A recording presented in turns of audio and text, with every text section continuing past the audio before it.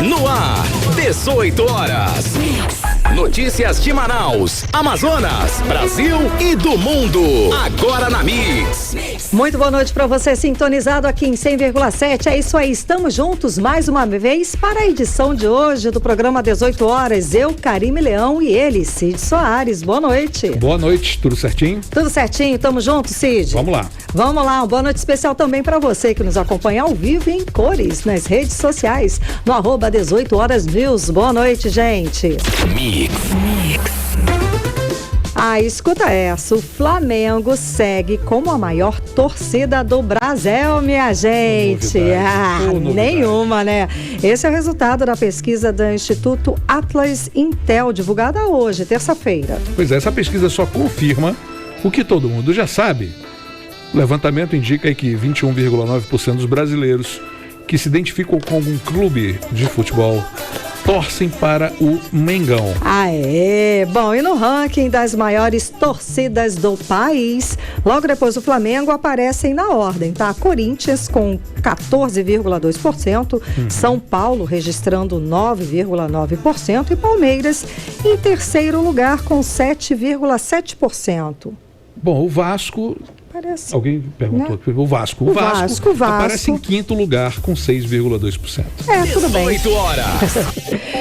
E vamos aos destaques de hoje do 18 horas. Depois de 4 meses do governo Lula, finalmente Bosco Saraiva é nomeado novo superintendente da SUFRAMA. No discurso de posse, Bosco Saraiva destaca modernidade, integração e interiorização como prioridades. Operação Carga Pesada flagra 32 motoristas transitando na faixa da esquerda. O Ministério da Saúde amplia a dose de reforço da vacina bivalente contra a Covid-19 para toda a população acima de 18 anos. Mix. Esses e outros destaques, as informações mais importantes para você a partir de agora, no programa 18 horas de hoje, terça-feira, dia 25 de abril, e o ano é 2023. 18 horas. Gente, o Supremo Tribunal Federal decidiu acabar com o sistema de cotas da Universidade do Estado do Amazonas, a UEA, que destina 80% das vagas de cada curso para candidatos que concluíram os 3 anos do ensino médio aqui no Amazonas.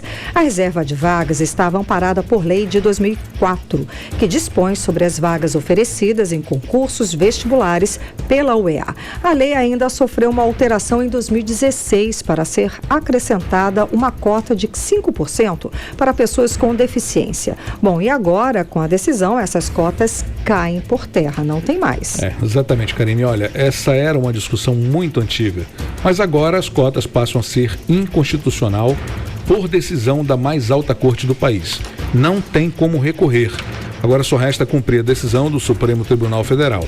A reitoria da UEA, que defendia o regime de cotas, ainda não se pronunciou sobre a decisão do Supremo Tribunal Federal. Exatamente, Cid. Até o momento, apenas os centros acadêmicos de alguns cursos criticaram a decisão do Supremo. Foram os casos do Centro Acadêmico de Enfermagem e da Liga Acadêmica de Atenção Integral à Saúde, que emitiram nota criticando a decisão. Os estudantes lembram que a UEA foi criada para atender a população amazonense e desenvolver o estado, pois a região é diferente das outras do país, claro, né, gente? Além do mais, a UEA é financiada exclusivamente com recursos aqui do estado. É isso mesmo. E os estudantes destacam ainda que o atual sistema de cotas da UEA cumpre o papel social de garantir as vagas para os estudantes do estado, contribuindo assim para a permanência e incentivo da mão de obra especializada, sendo um mecanismo de inovação. Mesmo com 20% das vagas destinadas para alunos de outros estados, a gente percebe, né, que esses alunos acabam voltando para os seus estados de origem, deixando aí uma lacuna no mercado aqui. Cid, eu acabei de receber agora a nota da Universidade do Estado do Amazonas a respeito do assunto. Vou ler aqui pra gente. Okay. A UEA informa que vai cumprir a decisão do Supremo Tribunal Federal. Em paralelo, a Procuradoria-Geral do Estado vai estudar o caso.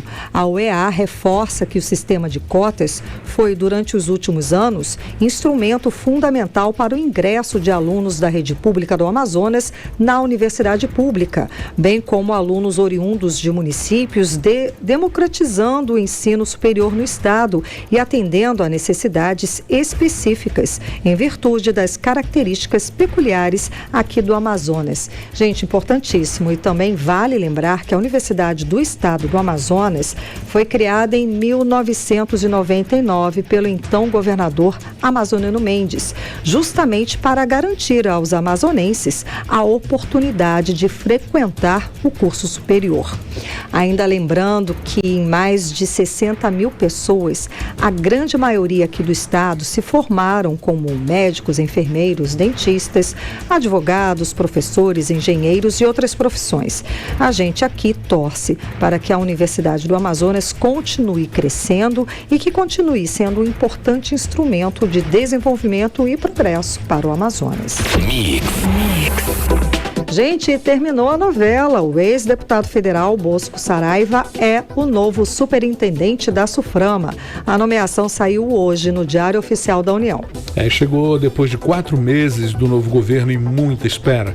Depois de muito disse-me-disse, né, e de muita especulação sobre possíveis nomes, finalmente hoje, esse cargo tão importante para a economia do Amazonas tem oficialmente novo superintendente.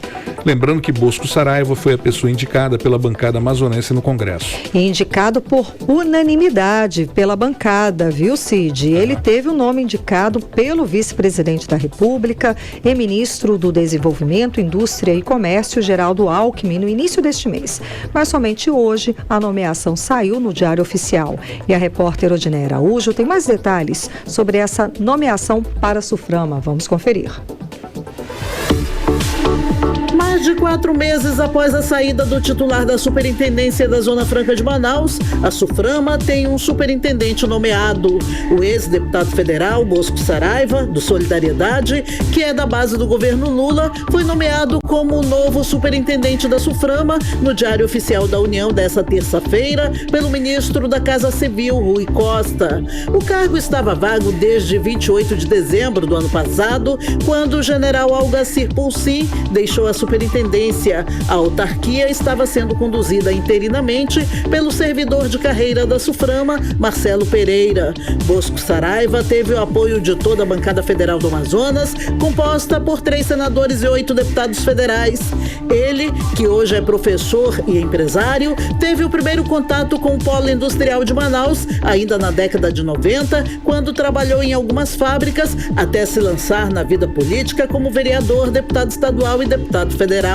Para as entidades que representam as indústrias do Amazonas, a escolha de Bosco Saraiva para a SUFRAMA foi muito bem recebida. O presidente da Federação da Indústria do Amazonas, FIEAM, Antônio Silva, ressaltou o bom trânsito de Bosco Saraiva no Congresso Nacional. Para ele, essa é uma vantagem de Bosco Saraiva à frente da SUFRAMA.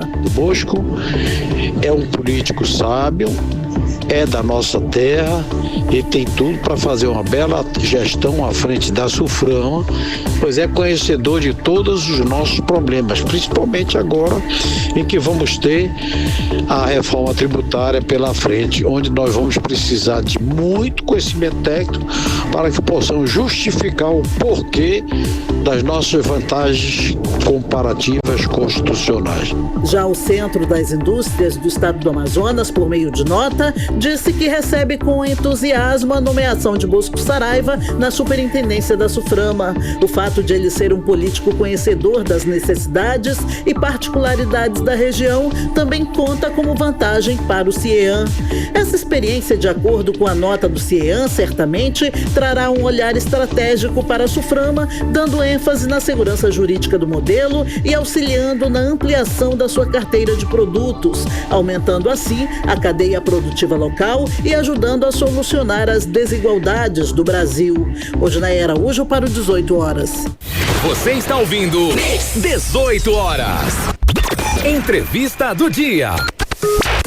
E a nossa entrevista do dia hoje é com o novo superintendente da SUFRAMA, Bosco Saraiva. Muito boa noite, superintendente. Seja bem-vindo ao 18 horas. Obrigada por nos atender. Eu sei que hoje sua agenda está corrida, não é mesmo? Então, superintendente, boa noite. Quais são as suas prioridades para colocar em prática a partir de agora? São três diretrizes. O objetivo principal, que é a integração regional, seguir no incentivo à integração regional mesmo, efetivá-la, tocar para frente, incluir nas ações da SUFRAMA Rondônia, Roraima, Acre e Amapá, para que se processe de fato essa integração de toda a nossa região. No sentido de que esses estados que são alcançados pela SUFRAMA possam também alcançar os incentivos que são ofertados a eles. O segundo ponto é a interiorização das ações da SUFRAMA. Nós precisamos sair da cidade e ir para o interior do estado do Amazonas. Há muita coisa que a SUFRAMA pode contribuir nos municípios do interior. O vetor de pesquisa e desenvolvimento do tão propalado, da tão propalada matriz econômica diferente, está exatamente no interior do estado.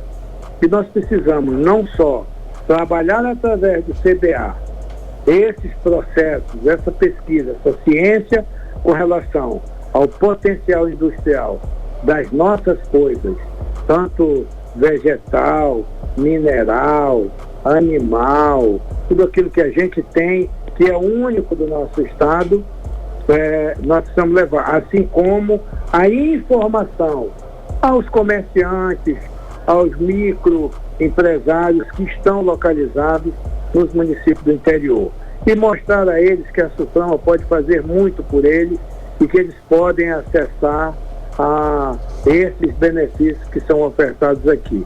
Não sem trazermos, claro, junto a Sudam e o BASA.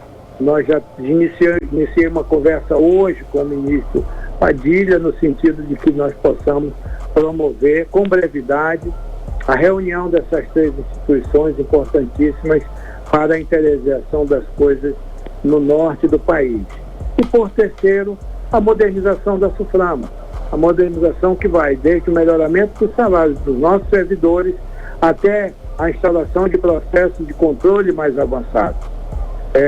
Esses sistemas que estão sendo, alguns já implantados na SUFRAMA e outros que precisam ser instalados para que a gente acompanhe o controle a partir das novas tecnologias que se apresentam no mundo inteiro. Com isso, facilitar, evidentemente, a gestão da SUFRAMA, a sua eficiência, a eficácia das suas ações, e que nós possamos seguir adiante com nossos projetos, aprovando cada vez mais projetos no Amazonas, implantação de novos projetos, para que a gente possa aumentar os postos de trabalho ofertados no Polo Industrial de Manaus e também a criação de novos postos de trabalho em setores como da agroindústria.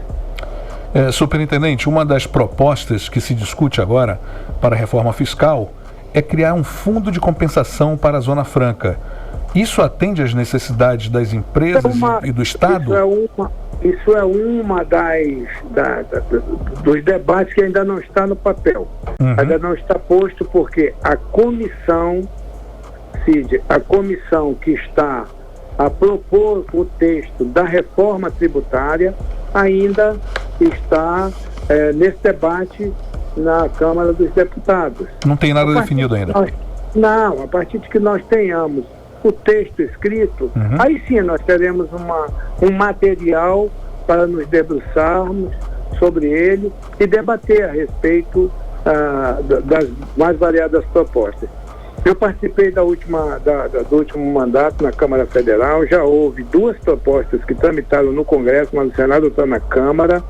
Eu, inclusive, fiz parte da comissão da reforma tributária da Câmara dos Deputados, e lá havia uma proposta original e um sem número de propostas adicionais que estavam sendo inseridas naquele trabalho. Aquilo tudo ficou para trás, se revogou, não se chegou a um denominador comum, e agora deverá surgir uma nova proposta a partir desta comissão, cujos deputados visitaram o Amazonas, visitaram o nosso polo industrial na semana passada, Esta comissão, nós temos 3 membros da nossa bancada que são presentes, efetivos e titulares dessa comissão, e vamos aguardar o texto sair para a gente poder discutir com clareza e objetividade o que virá nessa proposta. Acho que a gente, tendo a garantia do presidente Lula de que nós teremos as nossas vantagens comparativas preservadas, teremos a Zona Franca preservada,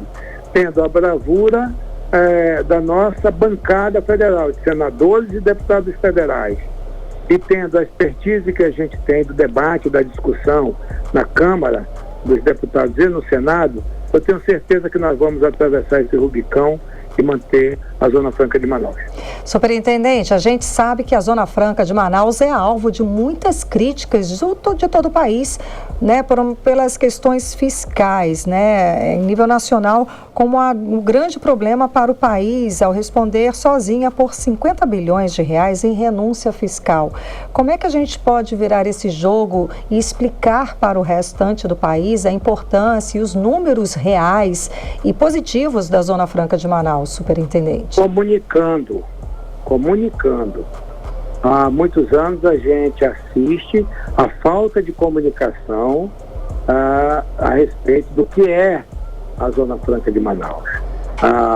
Como eu falava há pouco, Karine, eu convivi no Congresso Nacional durante 4 anos intensos, com um mandato dedicado exclusivamente à defesa da Zona Franca de Manaus. Exclusivamente. O meu mandato serviu para defender a Zona Franca de Manaus. Eu não fiz nada além de defender a Zona Franca de Manaus. E eu sei que o grande problema que assola o Congresso Nacional é a falta de informação. Na medida em que aqueles parlamentares vêm ao Amazonas, conhecem o Amazonas, olham o Parque Industrial, o resultado disso, eles saem daqui com a visão diferente e passam a ser defensores da Zona Franca, na sua grande maioria, do Congresso Nacional. Veja o histórico de prorrogações da Zona Franca.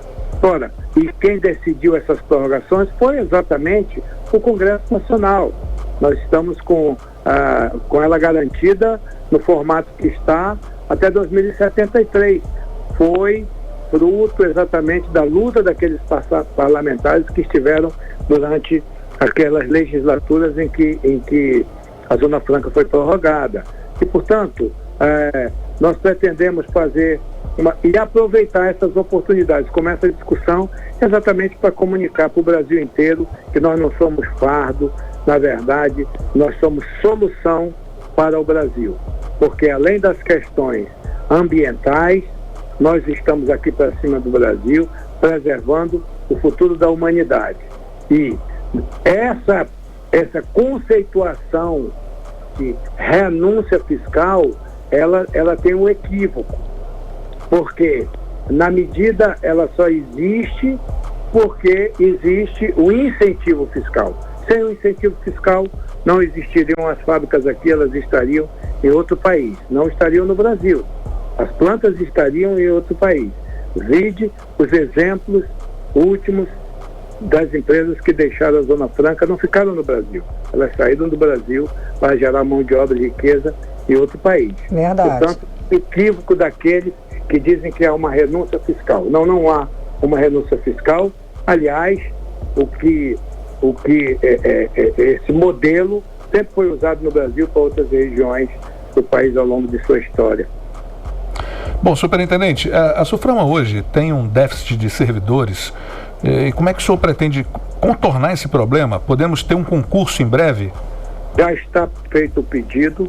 No dia que eu fui convidado aí a uma reunião com o vice-presidente Geraldo Alckmin, ministro, lá em Brasília, Semana Santa, nós já botamos esse assunto na pauta. Já está na pauta a realização de um concurso para a abertura de 200 novas vagas para que sejam renovados os quadros da Suframa. Está na pauta, é prioridade. Há um grupo de funcionários que já alcançou o período de aposentadoria e eles estão lá servindo por denodo e por denodo à Suframa. E são servidores técnicos altamente qualificados. Certo, superintendente, falando da sua equipe, eu sei que o senhor assinou hoje, mas o senhor já pensou no seu número 2 na SUFRAMA? Marcelo Pereira, que respondia pela SUFRAMA até hoje, ele continua na equipe? Não, eu fui convidado para permanecer na equipe. Maravilha. Que vai estar fazendo a gestão, né, como outros técnicos também. A intenção é utilizar os técnicos da SUFRAMA, os funcionários da SUFRAMA. Pouquíssima coisa será movimentada. Imagine se vai chegar, tem uma máquina rodando com quase absolutamente a totalidade de funcionários da SUFRAMA. Isso vai continuar. Eu já deixei todos muito tranquilos com relação a isso, e evidentemente que há pessoas que me acompanham na minha história administrativa e política nos últimos anos, especialmente na última década, que estarão comigo lá na SUFRAMA. A SUFRAMA tem um corpo técnico excepcional, aqueles que se mantiveram, é meu dever lutar por eles, e eu pretendo aproveitar todos eles na equipe que vai continuar tocando a SUFRAMA, porque eu vou passar e eles é que seguirão lá, se Deus quiser, numa autarquia melhor do que eu recebi no dia de hoje. Superintendente, para finalizar, parabenizando pela sua conquista, pelo cargo, a última pergunta. O senhor foi chamado, né, de chão de fábrica como operário na década de 90 e agora chega ao cargo de superintendente da SUFRAMA, mais alto da autarquia. Qual o seu sentimento hoje? Só é uma missão, porque de fato eu saí da Escola Técnica em 1980, Escola Técnica Federal do Amazonas, como técnico em eletrônico, e fui para fazer meu estágio na Sempre Toshiba. E saí depois de uma década, trabalhei na Sempre Toshiba, na Sharp do Brasil e na Gradiente. E saí para concorrer às eleições de 90, eleições para deputado estadual, me elegi em 92, vereador de Manaus, e segui até aqui. Eu conheço bem o que é o lado do trabalhador que acorda às 5 horas para ir para o ponto de ônibus, bater cartão, ir para o refeitório, trabalhar o dia inteiro, voltar para casa às 5, 6 horas da tarde, fazer extra até 8 horas, 9 horas, que foi a minha rotina naquela década. Isso me orgulha demais, de poder visitarei em breve a Sempre Toshiba, que foi por onde eu comecei, lá no chão de fábrica, como técnico de linha, depois chefe de linha de produção, depois percorri todos os setores administrativos da gestão de RH de grandes corporações. Tive a graça de trabalhar com o seu Afonso Renel, com o seu Matias Maquilini na Sharp, com o seu Eugênio Staub na Gradiente. Aprendi muito, tudo que sei de gestão eu aprendi lá, foi um grande celeiro para mim. Eu vou utilizar isso exatamente para o bem dos trabalhadores, sem dúvida nenhuma, e da Zona Franca de Manaus. Tá ótimo, muitíssimo obrigada pela sua participação hoje aqui no 18 horas. Grande abraço, carinho. Boa noite. Abração, fiquem com Deus. Tchau, Fiquem tchau. com Deus. Sucesso, muito obrigada pela entrevista. Conversamos com o novo superintendente da SUFRAMA, Bosco Saraiva. 18 horas. Cid, o que a gente vê nisso, né? Que prevaleceu a força da bancada do Amazonas no Congresso Nacional. Espera-se agora, é claro, que a SUFRAMA tenha influência para manter a Zona Franca de Manaus competitiva, atraente, para novos investimentos, mesmo depois da reforma tributária. Os desafios da SUFRAMA são enormes. A autarquia está com um quadro pessoal defasado, como a gente falou, mas a gente sabe que o novo superintendente já começa com grandes propostas, né? E com grande expectativa positiva, não é, Cid? O que eu senti nas palavras do Bosco e do novo superintendente é que houve realmente uma preparação, né? Ele está com a cabeça muito boa, parece estar firme nos propósitos e mostra aí também que a Zona Franca de Manaus é uma força econômica importante para o país.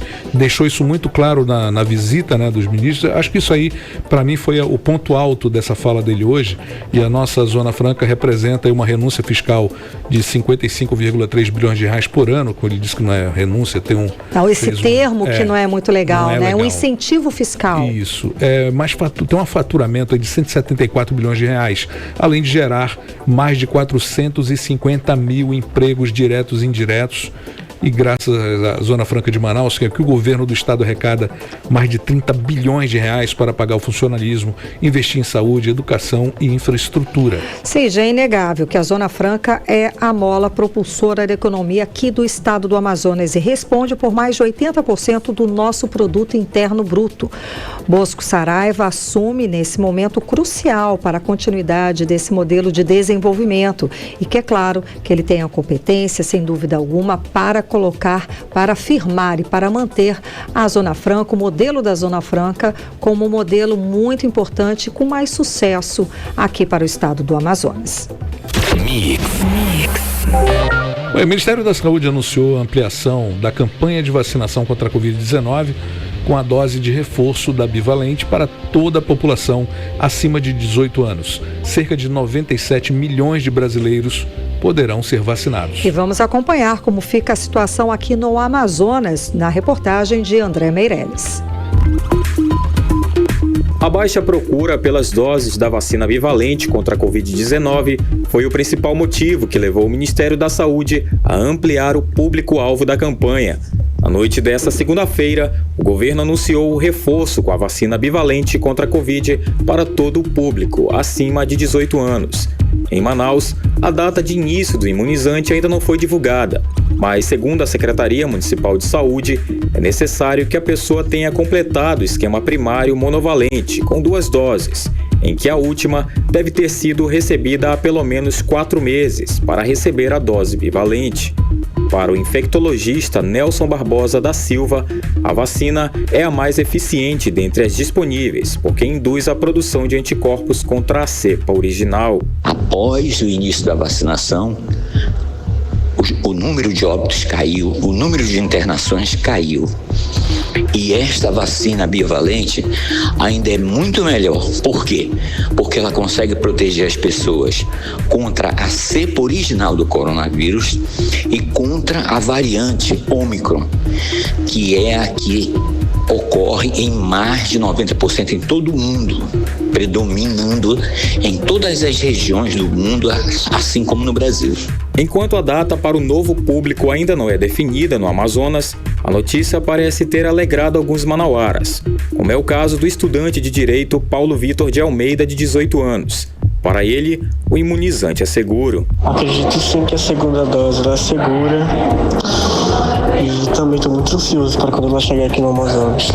Em nota, o Ministério da Saúde afirma que a recomendação tem o objetivo de reforçar a proteção contra a doença e ampliar a cobertura vacinal em todo o país. André Meirelles para o 18 Horas. Você está ouvindo 18 Horas. E seguindo falando sobre saúde, o boletim Infogripe divulgado pela Fiocruz mostra um aumento considerável nos casos de síndrome respiratória aguda grave em crianças de até 4 anos de idade e idosos, isso em todo o Brasil. A boa notícia é que no Amazonas os casos aparecem em estabilidade. O problema é que Manaus tem registrado aí uma baixa adesão dos grupos prioritários para vacinação contra a gripe, o que pode elevar o número de casos nos próximos dias. Essa situação pode, inclusive, impactar também no alcance da meta da cobertura vacinal aqui na cidade, que, segundo a Secretaria Municipal de Saúde, é de 90%. Pois é, Cid, só que até o momento nem 30% desse público-alvo foi vacinado. Vamos saber mais detalhes sobre o assunto agora na reportagem de Odiné Araújo. Espirros, dificuldades para respirar e febre. Esses são alguns dos sintomas característicos de uma gripe leve, semelhante a um resfriado. A maioria das pessoas se recupera em 1 ou 2 semanas, mas o vírus sincicial respiratório pode ser grave, especialmente para os bebês e idosos acima de 60 anos.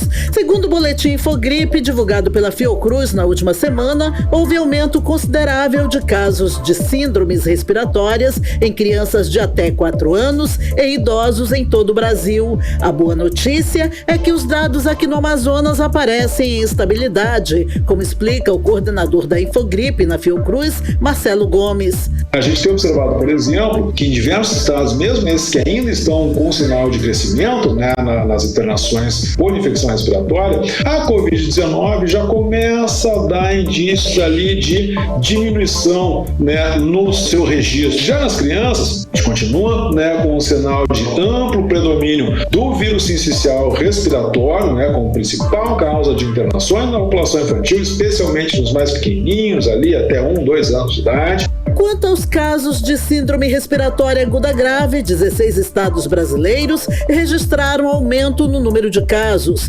Alagoas, Amapá e Bahia estão no topo da lista. Outra preocupação é em relação aos casos associados à Covid-19 e influenza A e B. Por isso, a imunização é importante para combater novos casos da síndrome respiratória, como afirma o coordenador da Infogripe na Fiocruz. Busque o posto de saúde, fique em dia com a sua vacinação da gripe. Não esqueça de conferir se está em dia com relação à Covid-19 também, porque isso tudo ajuda a diminuir justamente essas internações. Aqui em Manaus, a campanha nacional de vacinação contra a gripe iniciou quase há um mês. A meta do Ministério da Saúde é alcançar 90% dos 7 grupos prioritários vacinados até o fim de maio. Segundo dados da Secretaria Municipal de Saúde, a procura está abaixo da média por idosos de 60 anos ou mais, crianças de 6 meses a 5 anos, gestantes e indígenas. Para se ter uma ideia, em Manaus, menos de 30% foi vacinado até agora. A meta da Censa é imunizar mais de 500 mil pessoas desses grupos, como explica a secretária de Gestão em Saúde da capital, Aldenise Araújo. Nós estamos aí com a campanha em curso, vai até o dia 31 de maio. Os grupos prioritários, nós temos aí as crianças de 6 meses a 5 anos, 11 meses e 29 dias, ou seja, menores de 6 anos.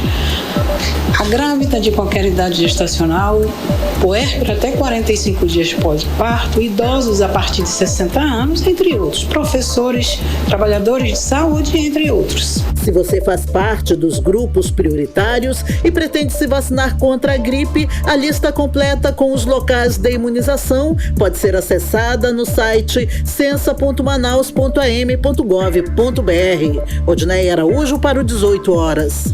Você está ouvindo 18 horas. E daqui a pouco, aqui no 18 horas, o governo federal anuncia repasse bilionário para institutos e universidades federais. E com isso, a UFAM reajusta bolsas e auxílios de R$400 para R$700. É o nosso assunto em instantes. Mix. Agora 6 horas e 32 minutos em Manaus. Vamos conferir tempo e temperatura para amanhã. É com você, Karime Leão. Previsão do tempo. E segundo informações do Climatempo, a previsão para amanhã é de sol com muitas nuvens durante o dia, períodos de nublado e com chuva a qualquer hora. A mínima prevista é de 23 graus, a máxima pode chegar a 32 graus. As chances de chuva são de 90% e a umidade relativa do ar fica entre 63% e 99%. Mix. A elevação agora é dobrada, né? O Rio Negro subiu mais 6 centímetros de ontem para hoje, elevando o nível no Porto de Manaus para 26 metros e 91 centímetros acima do nível do mar. 18 horas. Agora em Manaus, 6 horas e 33 minutos. Gente, o caso da capivara filó e do fazendeiro Agenor Tupinambá ainda não teve um desfecho, tá? A Justiça Federal do Amazonas decidiu que vai ouvir o IBAMA antes de bater o martelo sobre o destino da capivara filó. O repórter André Meirelles tem as atualizações. Muito boa noite, André. Conversa ao vivo aqui com a gente. Então, quando é que essa novela vai acabar? Tem alguma previsão? Olha só, a novela ainda está nos primeiros capítulos aí, Primeiros? Sim, nossa! Primeiros capítulos. Muito boa noite para todos que nos acompanham também. Olha só, vamos começar aí falando que a mãe do TikToker, o Agenor também, que é TikToker, é a Ana Cláudia Tupinambá. Ela esteve na manhã de hoje ali na Aleana e discursou ao lado do filho. Ali durante a discussão ela estava pedindo compreensão, afirmando que o filho estava sofrendo em ter que entregar ali a capivara filó ao IBAMA. Esse assunto ganhou repercussão nas redes sociais, inclusive vem dividindo opiniões aí. O TikToker, para quem ainda não entendeu o caso, que acontece, Agenor, tem 23 anos de idade, ele mostrava sua rotina ao lado da capivara filó nas redes sociais. Com isso, ele foi multado pelo IBAMA em mais de R$17 mil, e isso aconteceu no dia 18 de abril. O fazendeiro, após ele ter sido denunciado, aí foi feito todo o inquérito e a suspeita ali de abuso, maus tratos e exploração animal. Ele também foi notificado em remover todas as publicações feitas com todos os outros animais, né, além também desse animal, da filó. Ele também foi notificado em tirar todas as outras fotografias, imagens ali das redes sociais. E também agora pela tarde, a gente vai falar o que aconteceu agora pela tarde, a juíza Rafaela Cássia de Souza, da Justiça Federal aqui do Amazonas, decidiu ouvir o IBAMA antes de proferir aí a sentença sobre o destino do animal. A juíza alegou aí que o caso é sensível e deve ser analisado com cautela para não gerar precedentes equivocados acerca do tema, que potencialmente, segundo ela, estimula violação aos direitos dos animais. Isso aí ocorre após a defesa do fazendeiro também e o Agenor, ele recorrer à justiça para impedir a apreensão da capivara filó. Daqui a pouco a gente traz a informação também da nota que a gente tem, se aconteceu ou não essa apreensão já, né, que é o que está acontecendo no momento, é o capítulo, né, do momento. Agora o prazo do IBAMA para a entrega do animal terminou ontem à tarde. E agora, o que será que aconteceu? Karim Cid, né? Será que ele entregou aí a capivara?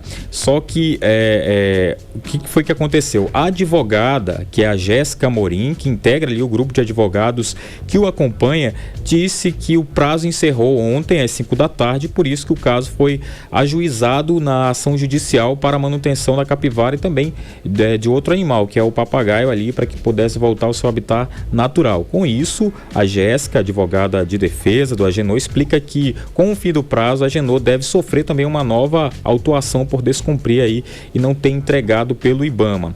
Agora, né, que a gente traz de informação é que o IBAMA disse que iria averiguar primeiro o estado de saúde da capivara filó e, em nota, o órgão também negou que tenha retirado o animal do influencer. Está esperando que o próprio, né, Agenor, tome a atitude aí de entregar. Então não entregou ainda, ou melhor dizendo, o IBAMA ainda não foi buscar, porque a atitude tem que ser por parte do Agenor, né? Ele tem que ir ali fazer essa entrega. E de acordo com que ele não entregue, vai demorando, o dia vai passando, essa multa aí, de acordo então com aqui a juíza que estava falando também nessa decisão, dia após dia essa multa vai aumentando. E também a gente tem aqui a informação de que hoje não só a mãe de Agenor esteve ali na tribuna, na Leão, mas também o próprio, né, que acabou discursando ali no local, e ele foi ali na Leão, ele, a mãe dele, a convite da deputada, né, a deputada que estava ali no local, ele foi a convite, a Joana Dark, que é da União Brasil, né, que também tem causas animais, mas o pronunciamento foi prestigiado apenas por essas pessoas, né, deputados ali, os políticos que defendem também as causas animais. Por que aconteceu isso, Karim Cid? Porque quando estava acontecendo ali a fala, né, da mãe do Agenor e o Agenor também, o que foi que aconteceu? Os deputados que estavam ali no local, cerca de 21, né, saíram ali, e apenas a deputada ficou ali no local juntamente com o Cristiano, né, o Afonso, que saíram também do plenário depois da chegada da Alessandra Campelo e da outra deputada ali do PSC. Essa sessão de tempo estava prevista para ser realizada no dia 20 de abril, mas um bate-boca entre a Joana Dark e o Iker Barreto, né, adiou ali a explanação. A Agenor também recebeu uma notícia falsa sobre vistoria do IBAMA na casa dele e acabou tendo que voltar às pressas ali para o município de Altaz, que é onde ele vive ali no interior do Amazonas. Karim Cid. Ok, muito obrigada pelas informações. O fato é que a capivara continua lá com o seu tutor, o Agenor Tupinambá. Obrigada pelas informações. Boa noite, bom trabalho. Agora em Manaus, 6 horas e 39 minutos. 18 horas.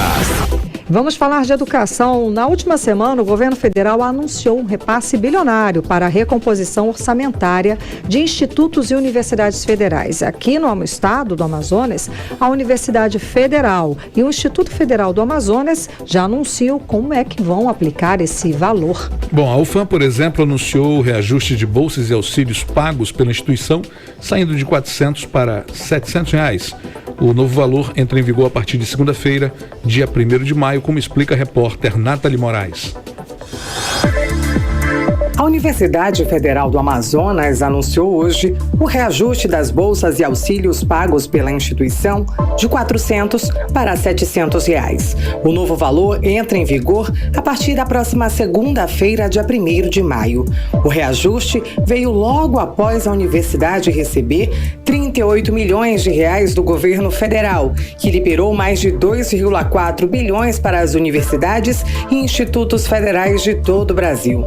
Segundo o reitor da Universidade Federal do Amazonas, Silvio Puga, o reajuste de R$400 para R$700 impacta nos auxílios como moradia, o auxílio creche e as bolsas de iniciação científica e de iniciação tecnológica da UFAM. É importante para nós, que nos permite planejarmos o ano de 2023, as nossas atividades de ensino, pesquisa, extensão, inovação, e possibilitou nós elevarmos o valor das nossas bolsas e auxílios, cujo valor era R$400 e agora nós passamos para R$700. O momento é de alívio para a comunidade acadêmica, segundo a pró-reitora de Extensão em Exercício do Instituto Federal do Amazonas, Maria Francisca Moraes. Para a instituição, foram destinados mais de R$10,5 milhões, um aumento de 18%. Atuamos, enquanto Instituto Federal do Amazonas, temos 17 campi e estamos em quase todo o estado do Amazonas. É muito importante essa recomposição, porque vai nos possibilitar realizar ações que estavam paradas há 4 anos. A reitora diz ainda que os recursos serão aplicados em diferentes frentes do ensino e pesquisa, dando maiores oportunidades aos estudantes acadêmicos e aos professores. O Polo de Inovação, ele gera possibilidades de projetos voltados para pesquisa e extensão, com recursos que agreguem um valor pedagógico extremamente importante para o nosso corpo discente e a possibilidade do nosso corpo docente atuar dentro da pesquisa aplicada e da pesquisa extensionista. Nathalie Moraes para o 18 horas. Você está ouvindo 18 horas.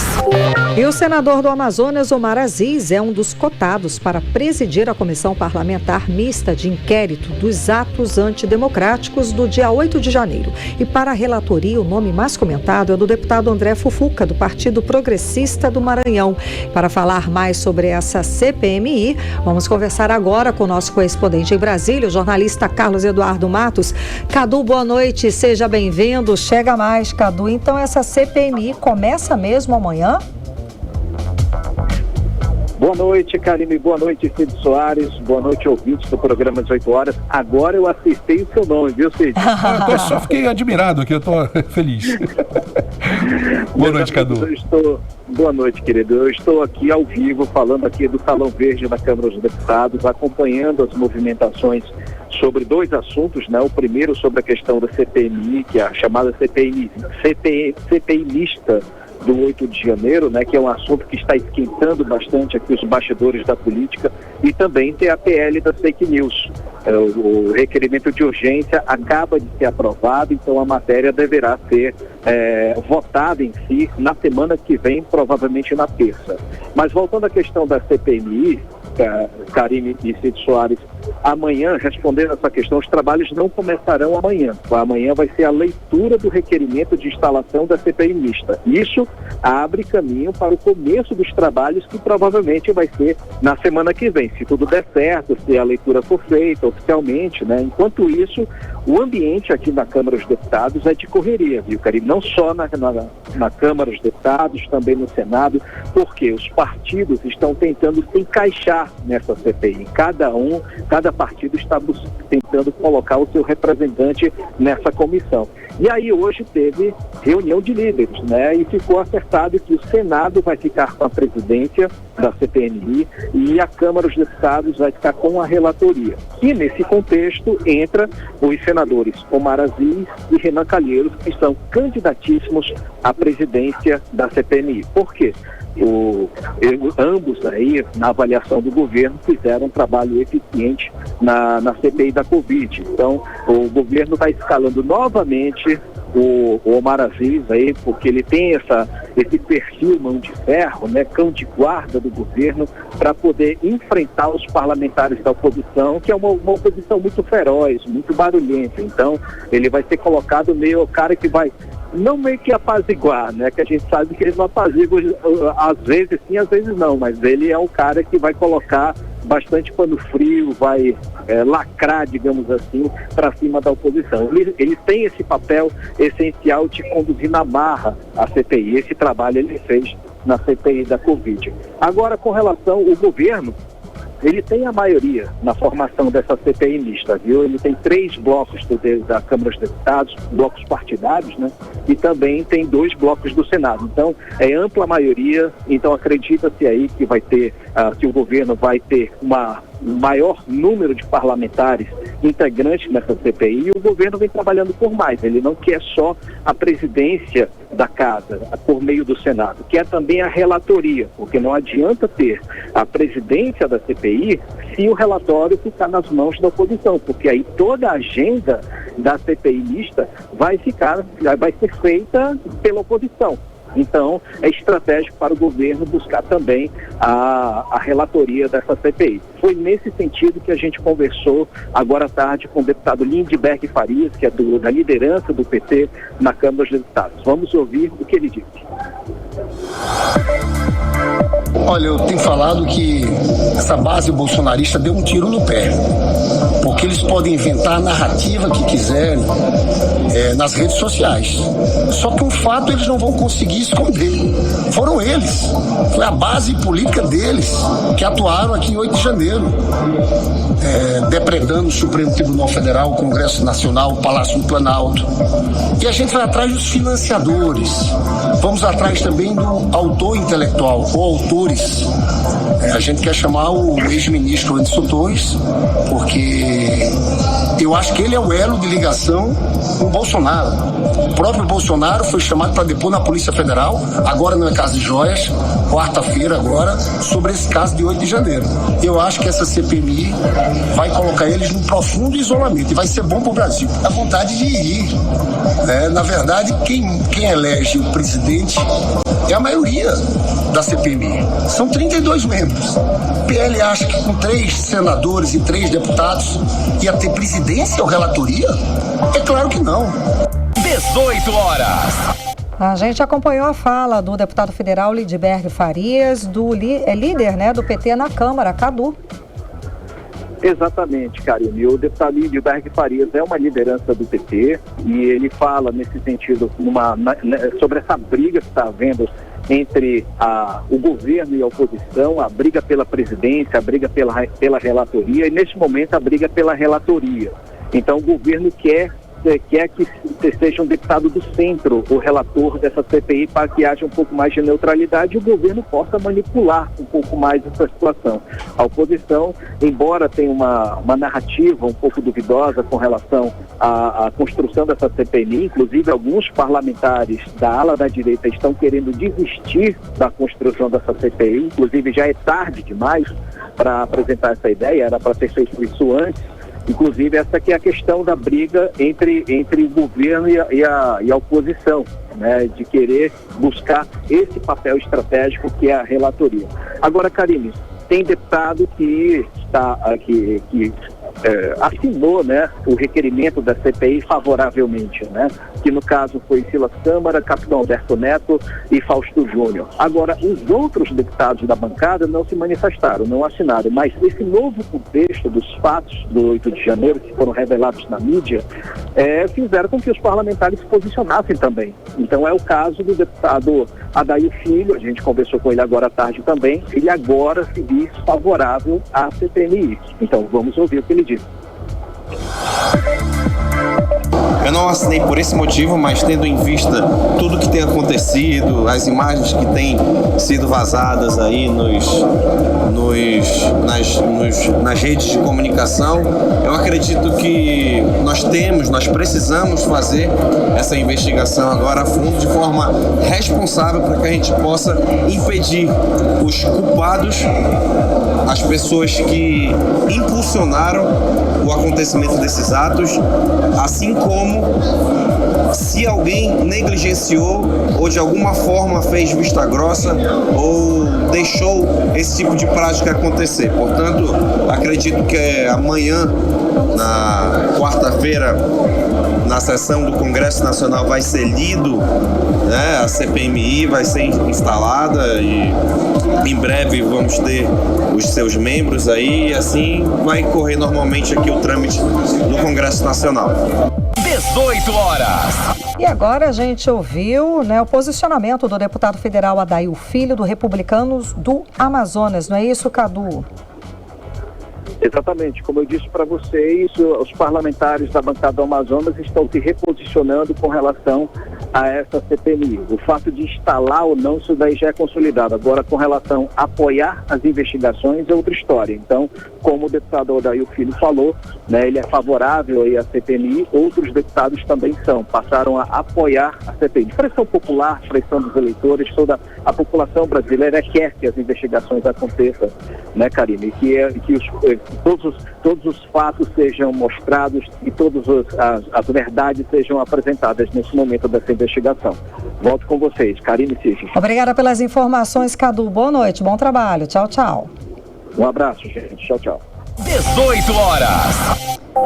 Agora em Manaus, 6 horas e 51 minutos. É hora de conferir os bastidores da política amazonense e da política local com a jornalista Cíntia Blink. Cíntia, muito boa noite, seja bem-vinda. Então, a guerra da Câmara Municipal de Manaus contra a Amazonas Energia continua, tem novos capítulos. Agora os vereadores ameaçaram pedir a prisão do presidente da empresa. Virou caso de polícia e já não é de hoje, né? Conta pra gente por que dessa ameaça. Oi, Karine, Cid, todo Boa mundo noite. que tá com a gente na 100.7. Pois é, dessa vez teve acusações de bandido, ratazana, nesses termos, tá?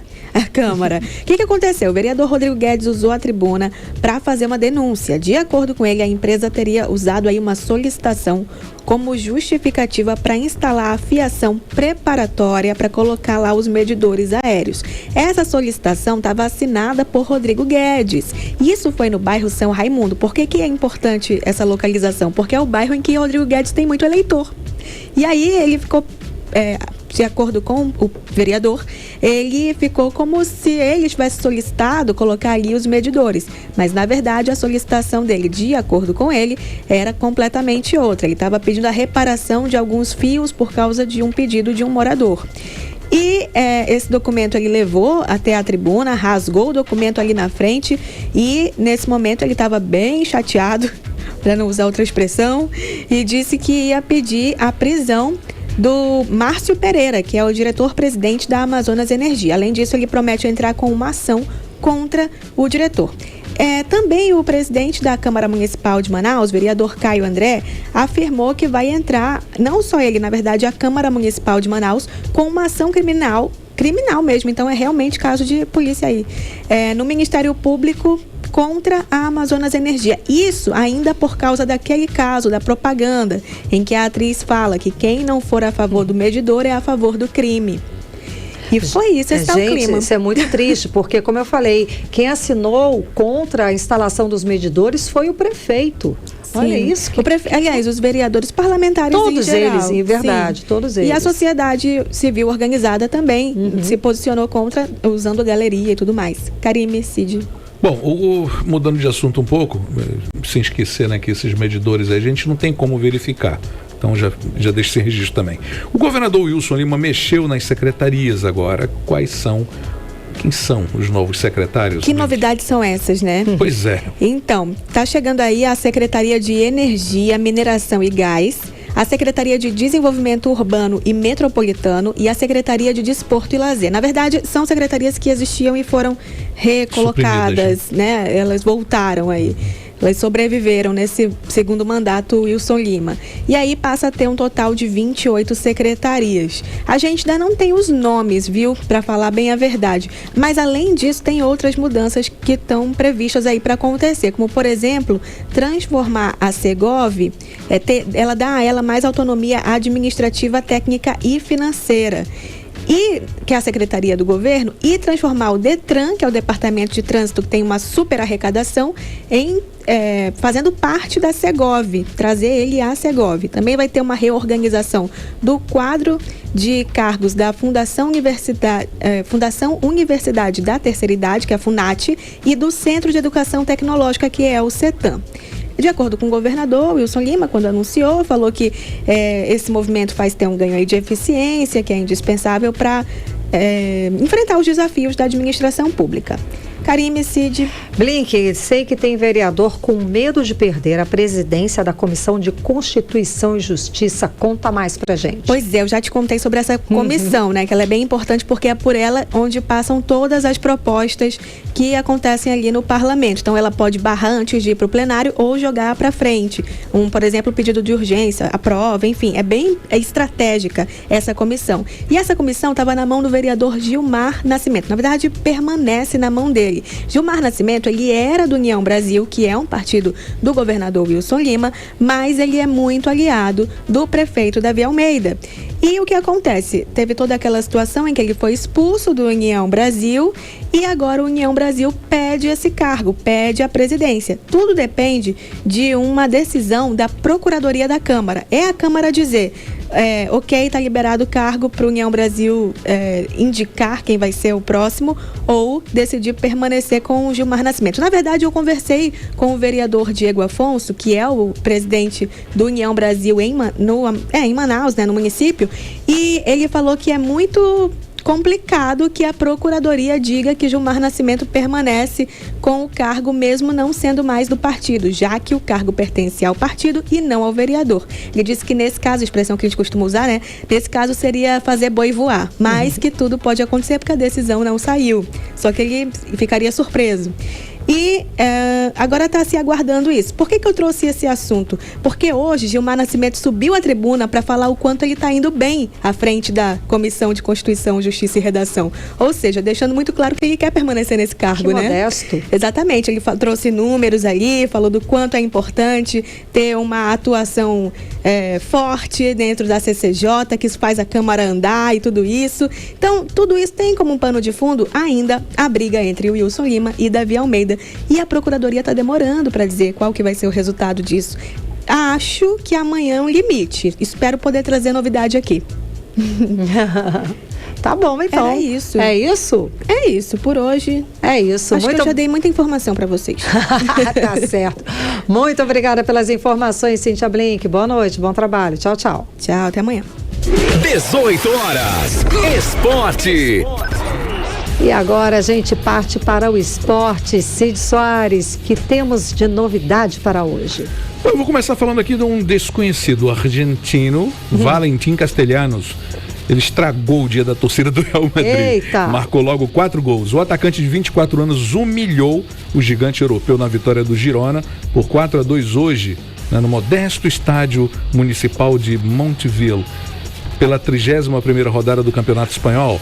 E lá no interior até eles devem estar falando, esse Tade Castelhano, quem já é? Bom, foi revelado pela Universidade Chile, emprestado pelo Grupo City ao Girona, nessa temporada após 5 anos, no New York City dos Estados Unidos.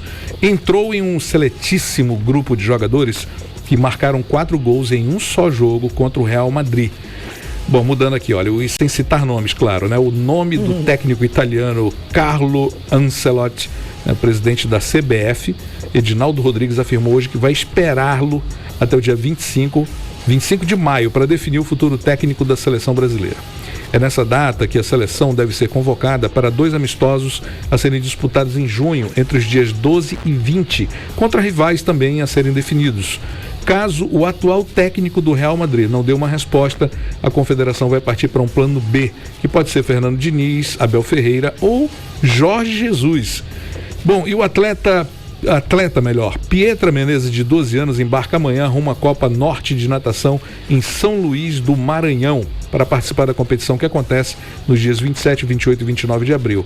A nadadora conta com apoio de passagens aéreas cedidas pelo governo do Amazonas por meio do projeto Voo Campeão, coordenado aí pela Fundação Amazonas de Alto Rendimento. Pietra Menezes acumula vários títulos em campeonatos amazonenses, participou de várias competições em Fortaleza e Recife, é bicampeã Norte e Nordeste nos 50 livres, alcançou 2 vezes o primeiro lugar no ranking brasileiro, também 50 metros livres nas categorias Petis 1, 11 anos, e Petis 2, 12 anos. O Cruzeiro recebe o Náutico hoje, né, às 19 horas, horário de Brasília, no Independência. E a partida define uma vaga nas oitavas de final da Copa do Brasil. O jogo será transmitido pelo Sport TV e Premier, e é o que temos para hoje. Mix. Muito bem, agora vamos direto para o nosso editorial 18 horas. Editorial 18 horas. Superada a nomeação do superintendente efetivo da SUFRAMA, chega a hora de envolver a população na defesa da Zona Franca de Manaus. Agora, as lideranças políticas do Estado precisam se mobilizar de verdade, toda a sociedade do Estado também. Muito já foi falado e prometido para o Amazonas com a reforma tributária. Até agora, parece que não existem ameaças à vista, mas, por via das dúvidas, a força popular deve ser mobilizada. É preciso fazer com que o Brasil veja claramente que o povo do Estado quer, precisa e vai defender as vantagens comparativas da Zona Franca. Vai defender os empregos que já existem e exigir mais. Hoje, a defesa do modelo de desenvolvimento do Estado e sua melhoria também dependem do apoio popular. E a mobilização desse apoio pode ser decisivo contra ataques que porventura estejam ou venham a ocorrer. 18 horas. 7-1, obrigada pela sua companhia. Obrigada, Cid Soares, boa noite. Boa noite, Cacá, e até amanhã. Boa noite a todos. Um beijo, obrigada pela companhia. Até amanhã.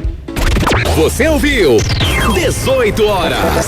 As notícias do Brasil e do mundo. De volta amanhã.